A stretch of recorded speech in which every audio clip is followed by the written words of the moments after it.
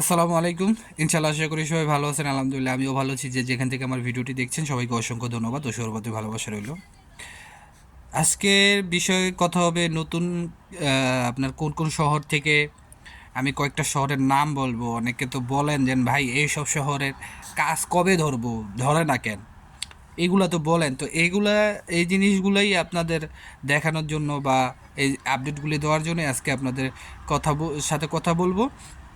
আপনাদের অ্যালেন নোলোস্তার যে রিজেক্ট হয়েছে কী কারণে, গত গত 2-3 দিনে অ্যালেন নোলোস্তার রিজেক্ট হয়েছে সেগুলার বিষয়ে কথা বলবো।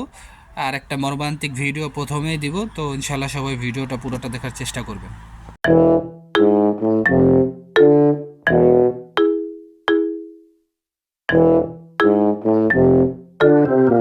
তো সব কিছুর জন্য আলহামদুলিল্লাহ। আপনারা স্ক্রিনে প্রথমে দেখতে পারতেছেন একটা নিথর দেহ।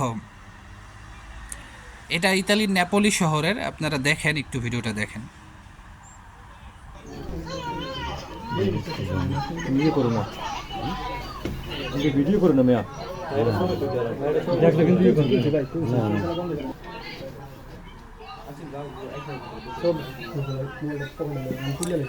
তো ভিডিওটা আপনারা দেখছেন। আমি যখন ভিডিওটা দেখতেছিলাম পরিবারের কান্নার আহাজারি, মানে যে একটা আহাজারি দেখেন, ঘুমন্ত অবস্থায়। মানে এই মানুষটার কেউ বিশ্বাস করবো এই মানুষটার এখন যাওয়ার সময় আছে?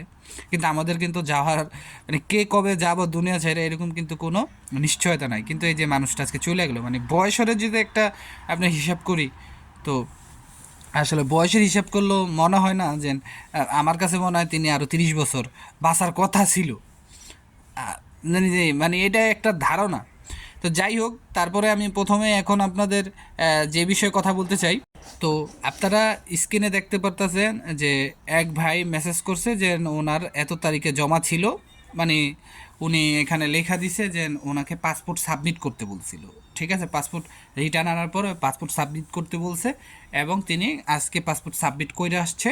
তো ইনশাআল্লাহ হয় উনি ভিসা পাবো, কারণ ওইখানে লেখাই আসছে যে ওনার ভিসা ইজ রেডি। তো সেহেতু উনি পাসপোর্টটা সেখানে সাবমিট করে আসছে। আর দ্বিতীয় কথা হচ্ছে, উনি কিন্তু এখানে আবার সুন্দরভাবে আমাকে লিখে দিছে যে ভাই আমার দেখা মতে যে অ্যালেন নোলোস্তার কয়েকটা ফাইল রিজেক্ট করা হয়েছে, এটাও আপনি একটু জানাই দিন। মানে খুব সুন্দর একটা মেসেজ কিন্তু উনি আমাকে দিছে যে ভাই অ্যালেন নোলোস্তার বিষয়টা আপনি একটু জানাই দিন। দেখেন, মানুষ এরকম যদি মানুষ থাকে যে ভাই আমার আমার আমার কি হয়েছে হোক, আমার রিজেক্ট হয়েছে হোক, বা আমি ভিসা পাইছি, ভাই পাইছি তো পাইছি, আরেকজন জানি ভাই ক্ষতিগ্রস্ত না হয়, আমি সেই দিকগুলা আমি মাথায় রাখি বা আপনার ধারা একটু। তো এই ব্যক্তিটা কিন্তু এরকমই যে দেখেন, উনি কিন্তু আবার সেখানে আমাকে উল্লেখ করে দিছে ভাই আমার জানা মতে যে অ্যালেন নোলোস্তারও কিছু ফাইল রিজেক্ট হয়েছে, যেখানে মালিকের ডকুমেন্ট শর্ট ছিল, হয়তো বা কিছু মালিকের ডকুমেন্ট আপনার যেগুলো চাইছিল বা যেগুলো দেওয়ার কথা সেগুলো দিতে পারেনি। আর আরেকটা বিষয় প্রথমে আমি বলি, অ্যাপয়েন্টমেন্ট দেওয়া শুরু হয়েছে। এখন আপনাদের যারা এখন তুরি এক্সপিরিয়েন্স সার্টিফিকেট বানান নাই, এক্সপিরিয়েন্স সার্টিফিকেট না বানালে কিন্তু হয়তো বা ফাইল জমা নিতে পারে, সেক্ষেত্রে কিন্তু আপনাদের রিজেক্ট হইতে পারে।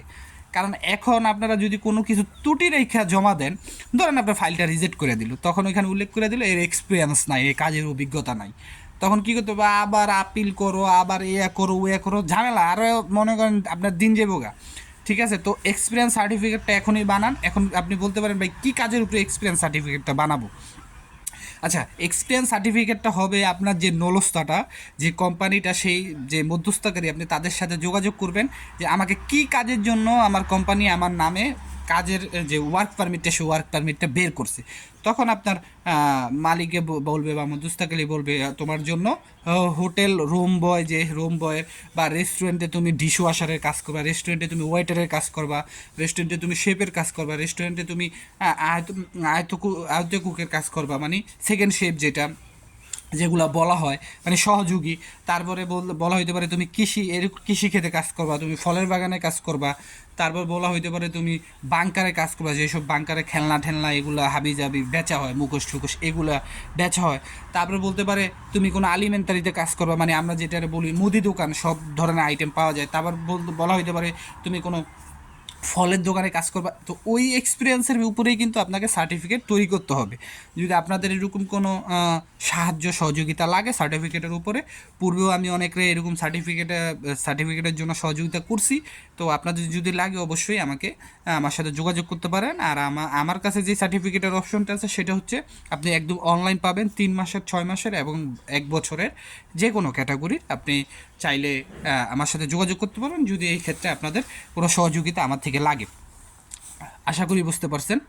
তারপরে আমাকে এক ভাই মেসেজ করছে যে কাতানিয়া শহর থেকে 2 জনের ভিসা হয়েছে, একই মালিকের 7 জনেরই মেসেজ আইছে আর 5 জনে জমা দিব। ঠিক আছে, তো এই প্রথম একটা গেল যে কাতানিয়া শহরের একই মালিকের 7টা মেসেজ আইছে, যার ভিতরে 2 জনে ভিসা পাইছে।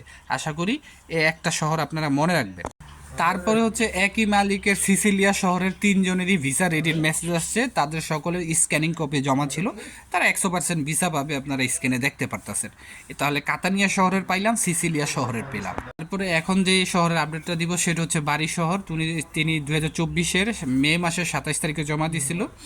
ডিসেম্বরের প্রায় 18 তারিখের সময় আপনার রিটার্ন পাসপোর্ট আনছিল এবং ফেব্রুয়ারি 12 তারিখে ওনার পাসপোর্ট সাবমিট করার জন্য ওনাকে মেসেজ করা হয়েছে বা ফোন দেওয়া হয়েছে।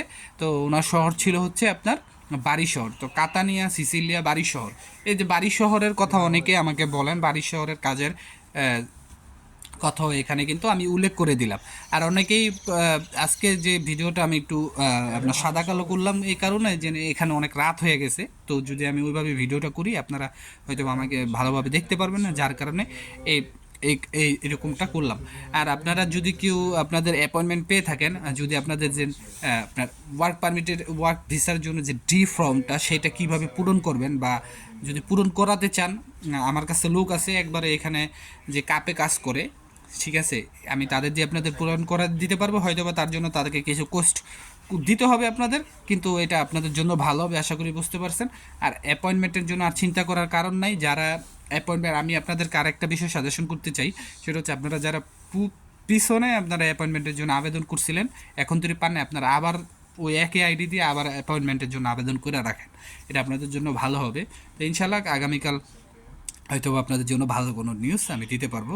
আর আপিলের বিষয়গুলো আর যারা রিজেক্ট হয়েছে এই নিয়ে আমি একটা ভিডিও বানাবো খুব শীঘ্রই ইনশাআল্লাহ। তো সবাই আমার জন্য দোয়া করবেন, সবার জন্য দোয়া রইল। আসসালামু আলাইকুম, আল্লাহ হাফেজ।